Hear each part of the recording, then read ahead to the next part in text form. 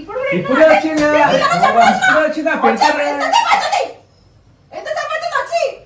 అన్నా ఏమైనా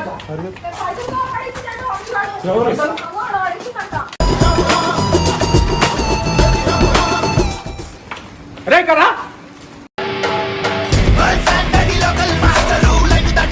అవన్నీ ధ్యాస ముందట ఉండాలా నీకు అర్థమైందా? ఈడ ఈడ చూడు ఏడు పేజీలు వస్తుందా?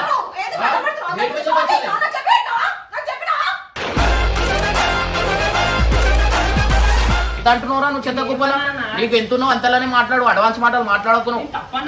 తప్పన్నావు అంటే మళ్ళా ఏం చేస్తారా? ఏం తప్పను? నీకేం అవసరం? నీకేం అవసరం?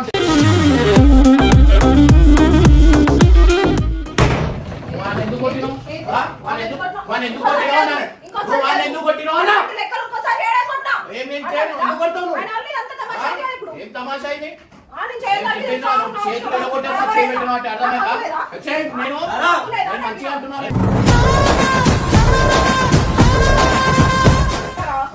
అర్థమైందా? మీరు పెంచే వారికి పని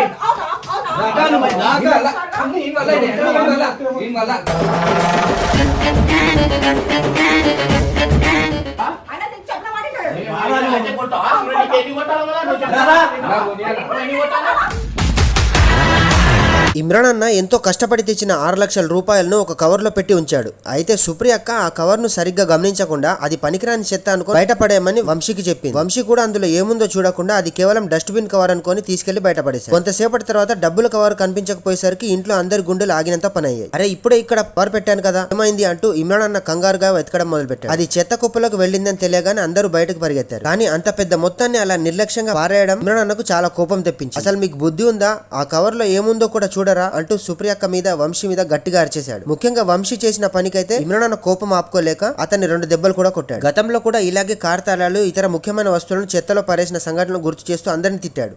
ఇంట్లో ప్రతి వస్తువు పట్ల బాధ్యతగా ఉండాలి, ఇలాంటి నిర్లక్ష్యం వల్ల రేపు ఇంకేదైనా పెద్ద నష్టం జరగవచ్చు అని ఇమ్రాన్ అన్న అందరినీ గట్టిగా హెచ్చరించాడు. ఆ 6 లక్షల రూపాయల కవర్ దొరికిందా లేదా, ఇమ్రాన్ అన్న ఎందుకు అంతలా సీరియస్ అయ్యాడు, నిర్లక్ష్యం వల్ల ఎంతటి ప్రమాదం జరిగిందో పూర్తి వీడియో పరేషాన్ ఇర్ఫాన్ ఛానల్లో ఉంది, చూడండి.